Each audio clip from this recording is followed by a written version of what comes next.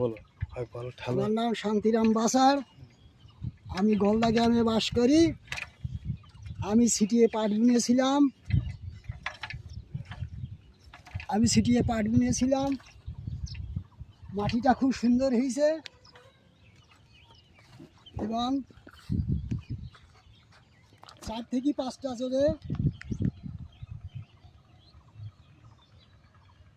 5টা জন লাগছে দিন রাতে।